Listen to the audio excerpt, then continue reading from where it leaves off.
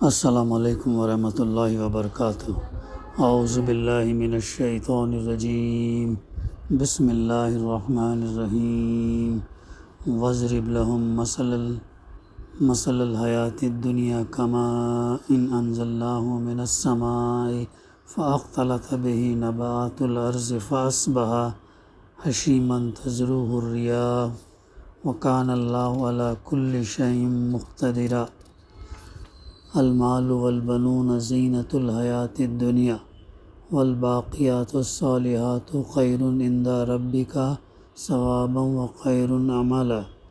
ویوم نسیر الجبال وتری الارض بارزۃ وحشرناہم فلم نغادر منہم احدا وعرضوا علی ربک صفا لقد جئتمونا کما خلقناکم اول مرۃ بل زعمتم ان لن نجعل لکم موعدا۔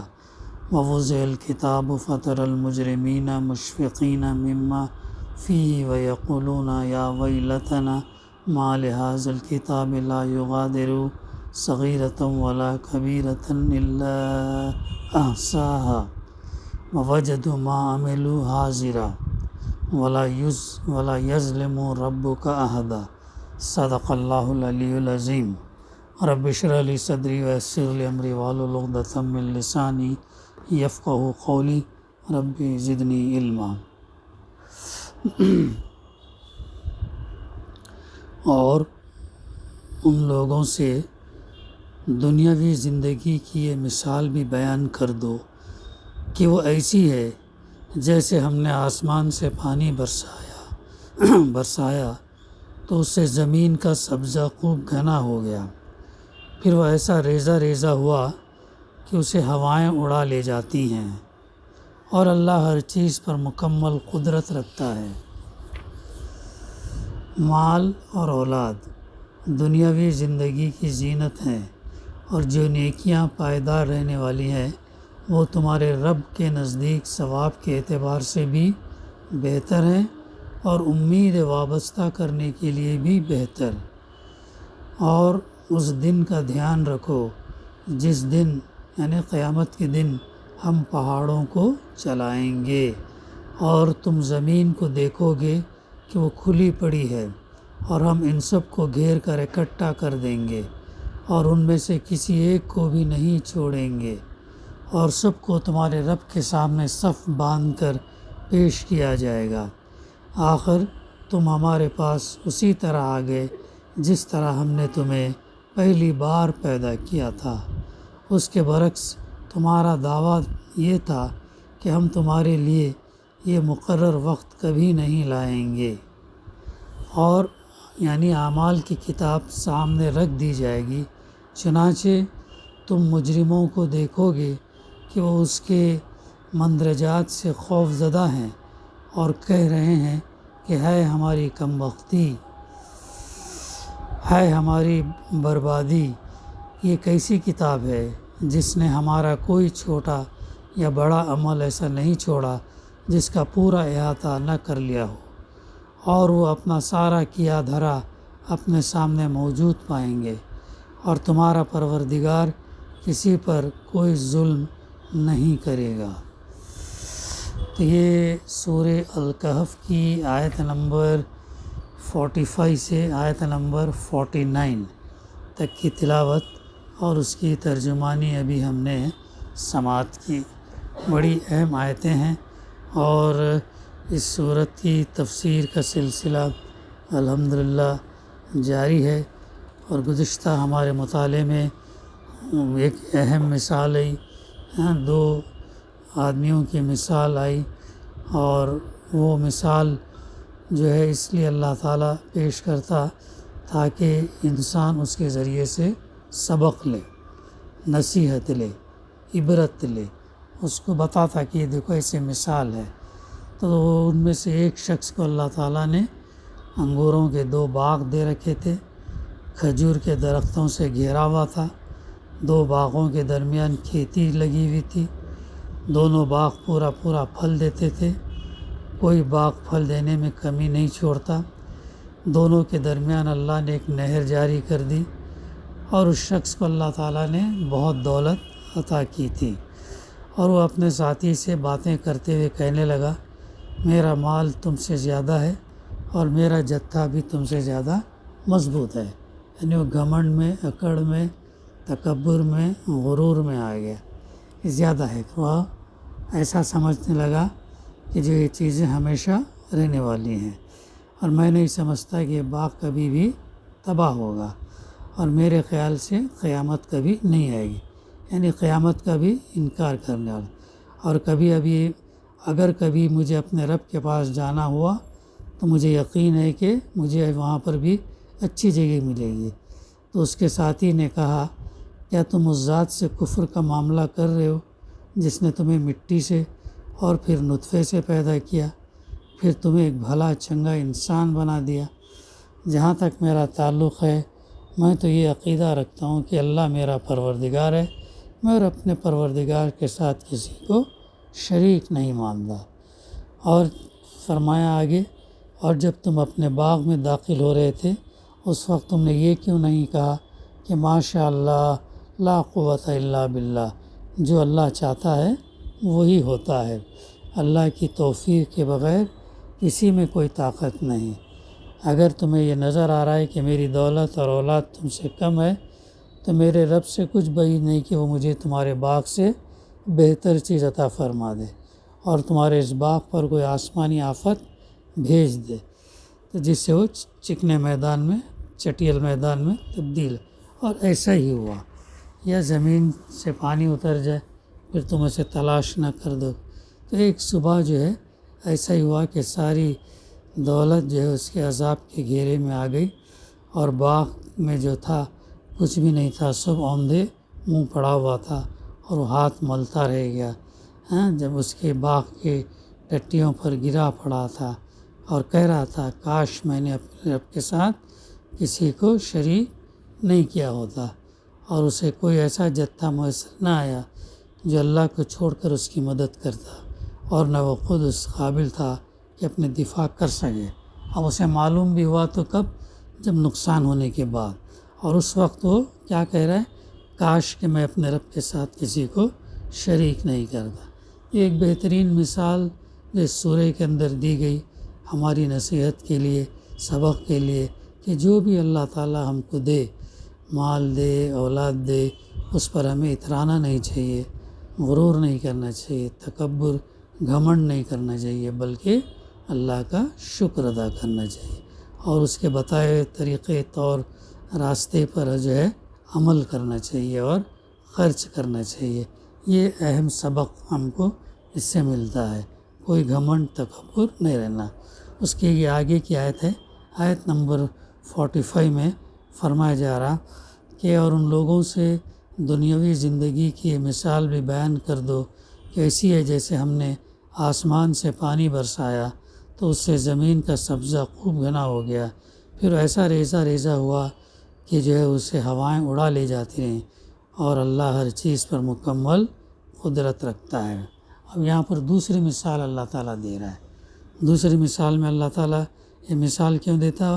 ایگزامپل اس لیے کہ وہ جو ہے مثال وہ ثابت کرتی کہ جو بات کہی جا رہی وہ سچ ہے، اور یہ مثال ہمارے لیے کیا ہے؟ نصیحت ہے، عبرت ہے، اور بآسانی کے ساتھ ہم جو ہے مثال کے ذریعے سے ہم بات کو سمجھ سکتے ہیں۔ اب یہ مثال میں کیا بتایا جا رہا؟ دنیاوی زندگی کی مثال بیان کرو کہ جیسے ہم نے آسمان سے پانی برسایا، زمین پر اگر پانی نہ برسے تو وہ مردہ رہتی ہے اور ویسے ہی پڑی رہتی ہے، لیکن جو ہی پانی اس پر پڑتا ہے تو نباتات، پلانٹ جو اس کے آنا شروع ہو جاتے ہیں، گھنا سبزہ جو ہے آنا شروع ہو جاتا ہے۔ پانی نہ پڑے تو ڈرائی اور مردہ زمین ویسے ہی رہتی ہے۔ تو یہ مثال اللہ تعالیٰ نے یہاں پر دے رہا ہے کہ ہم نے آسمان سے پانی برسایا تو اس زمین کا سبزہ خوب گھنا ہو گیا، پھر اس کے بعد کچھ وقت کے بعد ایسا ریزہ ریزہ ہوا کہ اسے ہوائیں اڑا لے جاتے رہیں۔ یعنی اہم بات ہمارے لیے اس میں یہ سمجھنا ہے کہ جس طرح یہ سبزہ ناپائیدار ہے کہ شروع میں اس کو خوب بہار نظر آتی، لیکن آخر کار وہ چورا چورا ہو کر کیا ہو گیا؟ ہوا میں بکھر جاتا، اسی طرح دنیاوی زندگی بھی شروع میں بڑی خوبصورت، بارونق، گلیمرس، بہت یہ آسائش والی معلوم ہوتی، لیکن انجام کار کیا ہے، وہ فنا ہو جانے والی ہے۔ یعنی ہر چیز کو جو ہے، جیسے زندگی ہے تو اس کے لیے موت ہے، ہر چیز کی جب بہار ہے تو اس کی خزاں بھی ہے، ہر چیز کا جب عروج ہے تو اس کا زوال بھی ہے۔ تو کوئی چیز بھی جو ہے وہ کانسٹنٹ جو ہے، وہ کوئی چیز بھی جو ہے کانسٹنٹ نہیں رہتی اور ہمیشہ رہنے کے لیے نہیں ہے۔ اسی طریقے سے انسان کا بھی معاملہ ہے، انسان کو بھی اللہ تعالیٰ نے جو زندگی دی وہ ایک وقت ختم ہو جائے گی، بل باقی رہنے والی چیز جیسے سورہ رحمان میں فرمایا گیا، کل من علیہا فان، ہر چیز ختم ہو جائے گی، صرف باقی رہنے والی ذات صرف اللہ رب العزت کی رہے گی۔ تو تمام کو جس طریقے سے ہم اس دنیا کے اندر آئے ہیں ویسے ہی ایک نہ ایک دن ہم کو جانا ہے، اور لوگ جاتے رہتے ہیں، آئے دن ہم سنتے ہیں رشتہ دار کا، دوست احباب کا، ان کے واقعات ہم سنتے رہتے ہیں، ان کا انتقال ہوا، ان کی تدفین ہوئی، وہ تمام۔ تو یہ جو ہے مثال دے کر یہ سمجھایا گیا کہ جیسے آسائش ہے ویسے جو ہے اس کی یہ بھی زوال بھی اس کو آ سکتا ہے، جیسے نباتات کو پھلنے پھولنے کے بعد جو یہ ریزہ ریزہ ہو کر ہوا میں اڑائی جاتی ہے۔ اور پھر فرمایا وَكَانَ اللَّهُ عَلَىٰ كُلِّ شَيْءٍ مُقْتَدِرًا، اور اللہ ہر چیز پر مکمل قدرت رکھتا ہے۔ اللہ سبحانہ و تعالیٰ جو ہے ہر چیز پر قدرت رکھتا ہے، کوئی چیز اس کے قدرت سے باہر نہیں ہے۔ یہ ہمارے ذہنوں میں اسی لیے ہم اپنی زندگی کا جائزہ احتساب جو ہم کو لیتے رہنا چاہیے، آیا ہماری زندگی فرما برداری کے اس میں گزر رہی یا نافرمانی کے اس میں گزر رہی۔ ہر دن ہمارے لیے امتحان کا دن ہے، اور اس امتحان کے دن میں ہم اپنا جائزہ رات میں لینا چاہیے، میرا دن کیسا گزرا، میں فرما برداری میں گزارا یا نافرمانی میں گزارا۔ نافرمانی میں گزارے توبہ، استغفار، اللہ سے رجوع کرنا، یہ تمام چیزیں۔ فرما برداری میں گزارا تو شکر ادا کرنا، پھر بھی استغفار پڑھنا، اللہ سے رجوع کرنا، گناہوں کی معافی چاہنا، یہ ہے۔ اب آگے کی آیت میں اللہ تعالیٰ آیت نمبر 46 میں فرما رہا، المال والبنون زینۃ الحیات الدنیا والباقیات الصالحات خیر عند ربک ثوابا وخیر عملا۔ مال اور اولاد دنیاوی زندگی کی زینت ہے۔ یہ جو اللہ تعالیٰ نے مال اور اولاد جو دیا ہے، یہ کیا ہے؟ دنیا کی زندگی کی زینت ہے، چند روزہ ہیں، یہ آزمائش کے لیے اللہ تعالیٰ نے دیا، ہمیشہ رہنے والی نہیں ہے۔ اور جو ہمیشہ رہنے والی چیز کیا ہے؟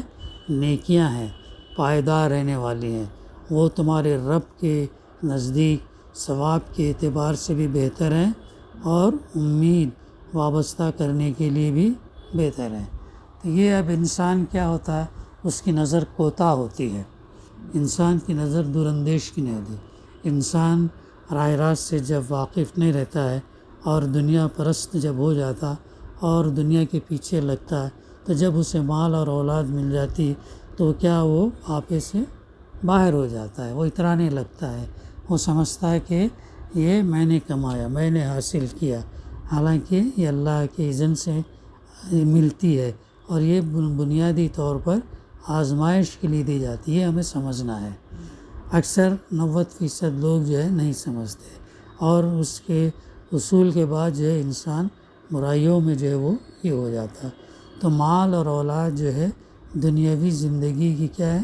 زینت ہے، اور یہ زینت کیا ہے؟ عارضی ہے، وقتی ہے، ہمیشہ رہنے والی چیز نہیں ہے۔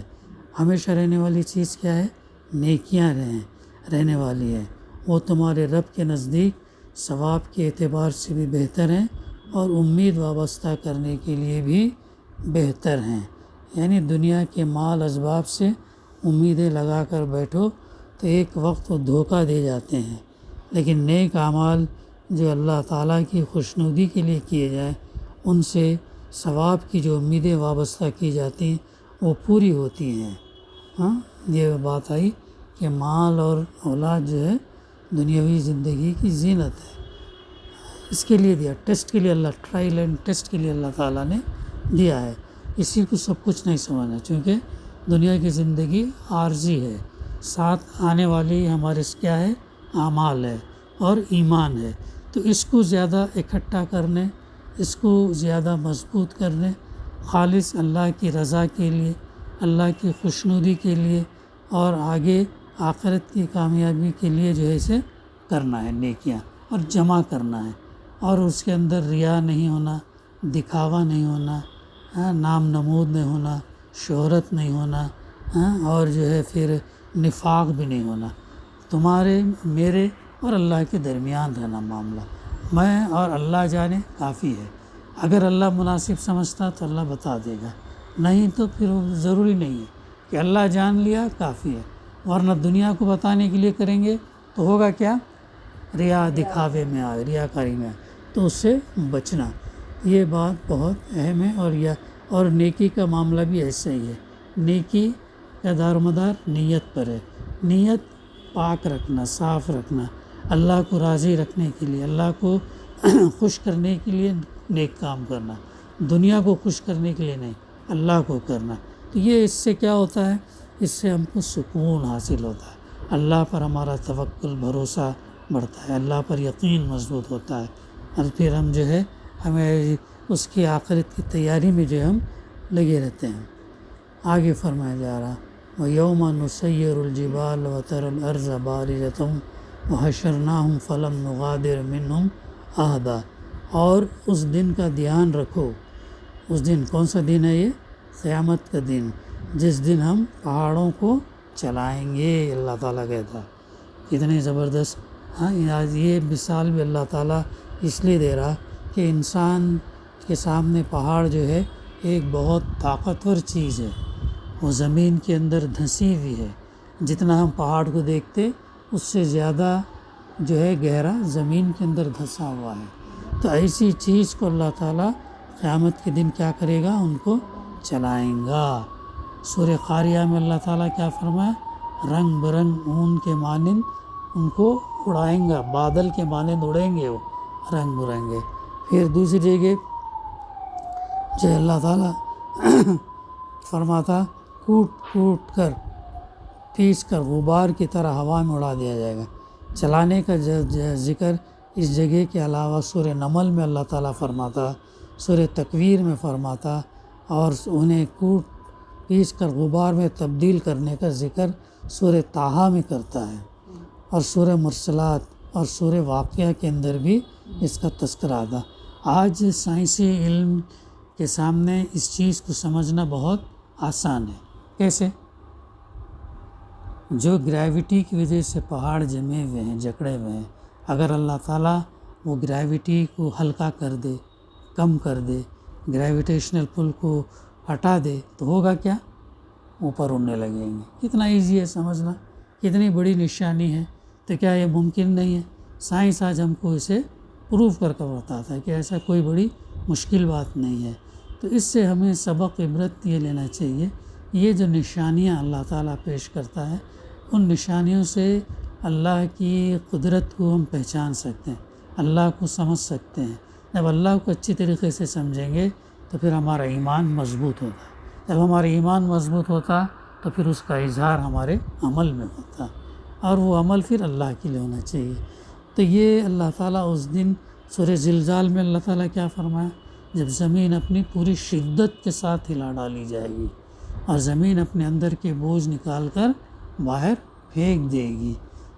ابھی زلزلے دیکھتے ہیں، سیکنڈز کے لیے آتے ہیں، ایک پرٹیکولر مخصوص ایریے میں آتے ہیں، اور ان کا ایپی سینٹر کے اطراف 150 200 300 کلومیٹر تک ایسا زیادہ رہتا.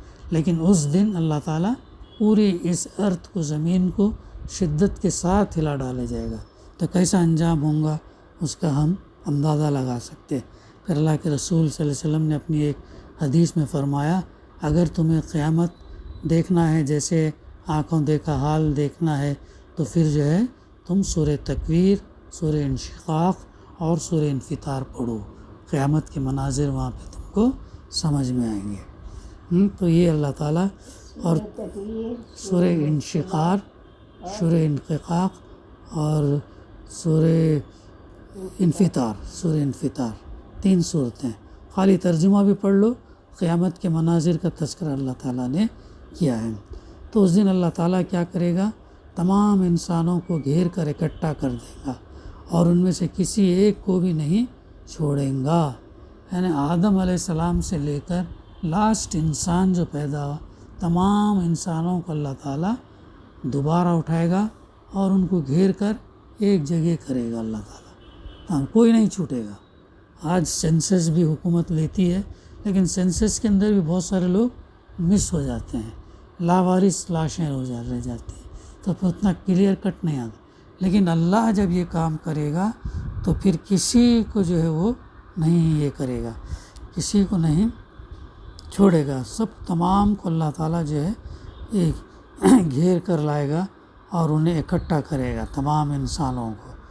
پھر اس کے بعد آگے اللہ تعالیٰ فرما رہا وَأُرِزُوا عَلَىٰ رَبِّكَ صَفًّا، اور سب کو تمہارے رب کے سامنے صف باندھ کر پیش کیا جائے گا، تمام انسان صف میں کھڑے رہیں گے، کتنے سال کھڑے رہیں گے وی ڈونٹ نو، ہم نہیں جانتے، بڑی اندازہ نہیں۔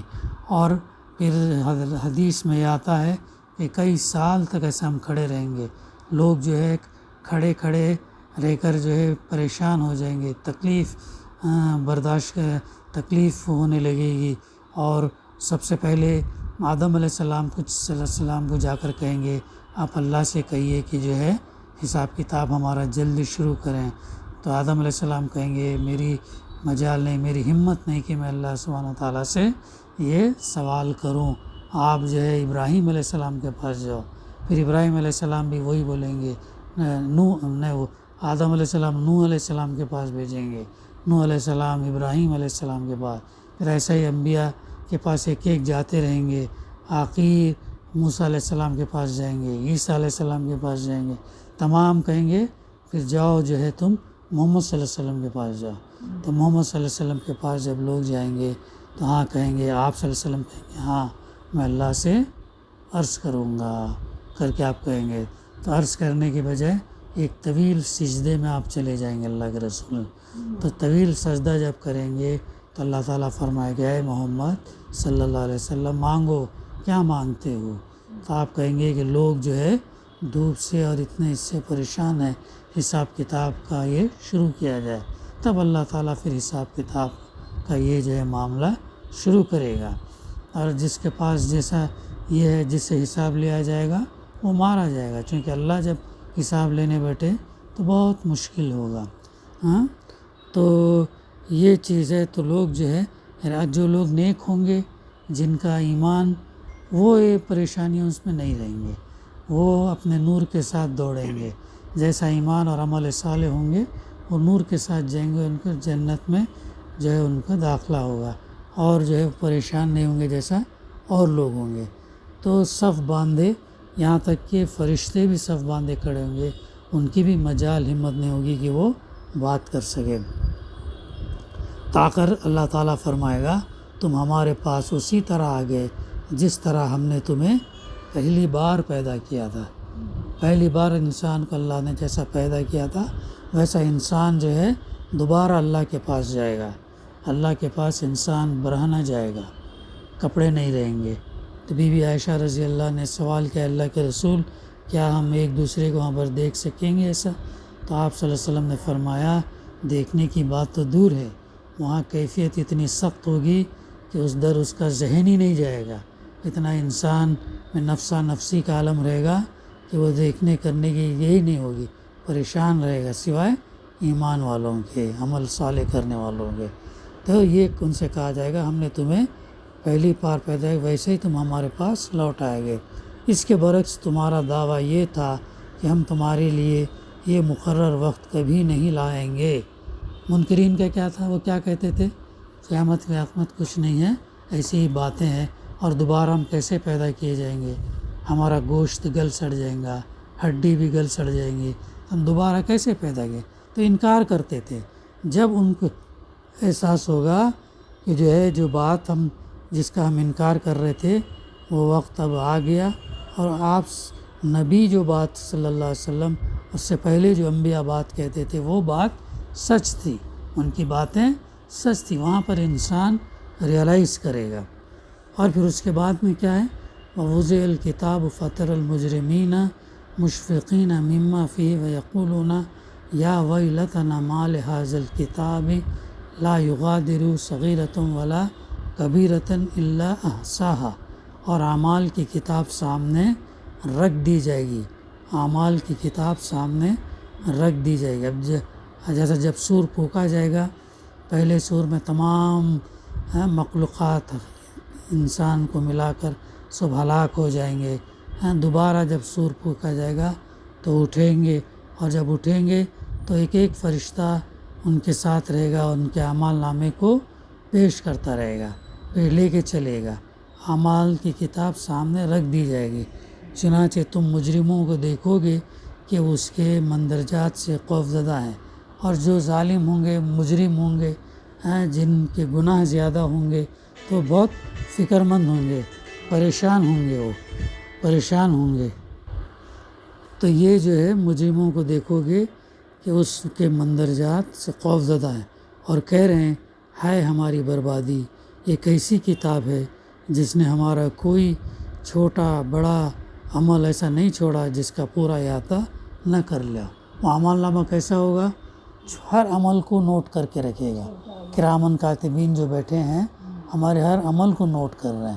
البتہ گناہ والا عمل اگر ہم توبہ کریں، استغفار کریں تو مٹ سکتا ہے، لیکن نیکی کا ذرہ برابر بھی وہ اس کے اندر نوٹ رہے گا، اور جو گناہ برے عمل ہیں وہ بھی وہ نوٹ رہے گا۔ تو تمام عمل نامہ لے کر وہاں پیش کیا جائے گا، اور اپنا سارا کیا دھرا اپنے سامنے موجود پائیں گے، اور تمہارا پروردگار کسی پر کوئی ظلم جو ہے نہیں کرے گا۔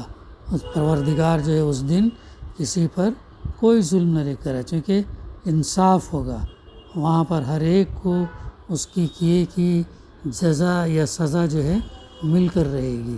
یہ ہے وہ بات ان آیتوں کے اندر کہی گئی۔ دعا ہے کہ اللہ سبحانہ و تعالی ہمیں کہنے سننے سے زیادہ صحیح سمجھنے، اس پر عمل کرنے اور اس پیغام کو پہنچانے کی توفیق عطا کرے۔